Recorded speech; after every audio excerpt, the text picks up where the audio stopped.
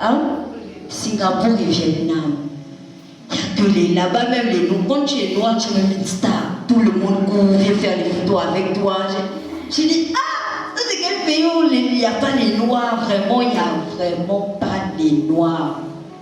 Le seul noir qu'on a eu à croiser, c'était un Américain. Lui aussi, il était un touriste. Et il était content de croiser les noirs comme nous. Il pensait qu'on était maintenant américains. J'ai dit, non, nous, on vient de l'Afrique. Il dit, ah bon, l'Afrique, j'ai dit, oui. Pour vous dire que la rareté des Noirs, vraiment, ils ne sont pas habitués à voir les Noirs. Ce sont des pays très fermés. Ils sont que entre eux, ils ne sortent même pas parce qu'ils ont tout dans leur pays. Et quand on voit une Noire, on sait que les Noirs viennent pour acheter leurs cheveux, viennent couper leurs cheveux, tout ça là. En tout cas, ça s'est bien passé. J'ai dit à mon papa, à maman, je suis bien arrivée. Voilà mon père. Mais là-bas, on a dit qu'il y a la guerre, je dis qu'il n'y a pas des histoires de kidnapping, qu'on kidnappe les... Dans tous les pays, on kidnappe les gens. Si on met ça devant, on aura peur. Dans tous les pays, il y a le banditisme, on kidnappe, mais il faut juste faire attention. C'est vrai, ils ont connu la guerre, mais ce sont des personnes, ils sont vraiment chaleureux. C'est des personnes chaleureuses. Donc, je tenais à dire Dieu merci pour ça. Et après, le diable ne nous a pas laissé jusqu'à la fin. On a eu à découvrir tout ce que la fille nous a fait, nous a escroqué et tout, mais tout ça laisse entre les mains de Dieu. Mais ce que je n'ai pas pu digérer, c'est lorsqu'elle disait, quand moi je vais rentrer au Gabon, je vais faire faillite. Elle a commencé à proclamer des paroles de dénigrer. Elle a commencé à me dénigrer, je vais faire faillite, je vais plus vendre, plein de choses qu'elle va aller dire à sa mère. J'étais même choquée, j'ai dit, ah, vous êtes chrétien, ta maman aussi est pasteur et vous priez Dieu pour punir les autres. Vous priez Dieu pour que les autres puissent faire faillite, puissent être vraiment... Moi, c'était la première fois que j'entendais ça. Il y a des gens qui priaient pour demander à Dieu de punir les autres, de donner les autres vraiment la faillite, que les autres puissent avoir des échecs. Des chrétiens, j'étais vraiment choquée. Des païens, oui, mais des chrétiens, j'étais vraiment choquée. Alors j'ai dit que, ah, toi et moi, on prie le même Dieu, il n'y a pas plusieurs dieux. Le Dieu que tu dis, l'éternel Shaddai Adonai Yahvé, là, moi aussi, je prie le Dieu là. Et je n'ai même pas averti que mes parents étaient pasteurs. J'ai dit non. Comme tu as dit à tes parents de prier pour que nous, on puisse ne plus rien faire dans la vie, laisse-moi te dire que tu ne sais pas d'où je viens. Moi, je viens du plus bas. Du plus bas, je viens. Donc, ce n'est pas une personne comme toi qui va me ramener encore en bas.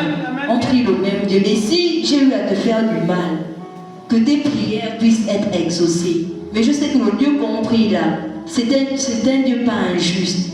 Il ne va pas faire l'injustice. C'est là où on s'est laissé et tout. Je suis rentrée au Gabon. Arrivé au Gabon, j'ai expliqué ça à ma mère même hier. Parce que c'est hier que je vois ma mère. J'ai dit à ma mère que ah, voilà, il y a eu ça. Elle a dit non, il n'y a rien. Elle a commencé à prier. Moi aussi j'ai commencé à prier. C'est juste pour vous dire que... Et aussi la dîme. Il faut verser la dîme. Dans chaque chose que nous avons, même si tu as un petit 1000 francs, il faut quand même enlever 100 francs pour la dîme. La dîme nous épargne de beaucoup de choses. Beaucoup de choses, la dîme. On peut être là, souvent même, je ne suis pas très prière, mais on peut être là, mais c'est la dîme qui nous protège. Amen. Souvent, on passe des situations difficiles. Quand on veut te faire du mal, Dieu regarde ta dîme, il regarde tes actions de grâce. C'est ça qui parle à ta place. Donc je tenais aussi à dire à mes frères et mes sœurs, pensez souvent à verser les dîmes. La dîme, c'est très important. J'admets que ça fait 1 mois ou 2 mois, j'ai dit, je verse la dîme et Dieu me dit, tu voles. Verse bien. Verse bien parce que tu es en train de voler. C'est pas ça, c'est pas ce que tu dois verser là. Que tu dois donner plus que ça. Et je dis oui Seigneur, je vais donner. Mais je tenais aussi à dire, peut-être que je ne suis pas la seule à être dans le cas là. Peut-être qu'il y a mes frères et mes sœurs aussi. Vous recevez plus, mais vous donnez une minorité au Seigneur. Le Seigneur n'oublie pas, il nous attend. Donc, franchement, versez vos dîmes. Parce que la dîme protège de beaucoup de choses. Tu as un business, verse la dîme de ton business. Et il ne faut pas mélanger la dîme de ton business et ta dîme aussi personnelle. Il faut toujours faire des enveloppes, c'est très important. Ta dîme personnelle, c'est pour te protéger, toi, ta famille et tout. La dîme de ton business, c'est pour sécuriser business. Donc, surtout, on est dans un monde où les gens sont jaloux. Il y a beaucoup de jalousie. Pour un rien, on va te jalouser. Et quand on va vouloir te faire du mal, même ton poison, le poison court partout. Surtout dans ce qu'on fait là, le poison court, les fétiches courent, on emmène vos noms de business quelque part, dans les petits papiers et tout. C'est la dîme maintenant qui vient aussi protéger. En même temps, il y a la prière, c'est vrai, mais il faut aussi donner la dîme. Parce que c'est écrit dans la parole de Dieu qu'il faut donner un des prémices, je pense, un des prémices au Seigneur, 1% au Seigneur. C'est pas pour rien qu'il y a cette parole-là. Donc, je t'ai à édifier mes frères et mes sœurs de ce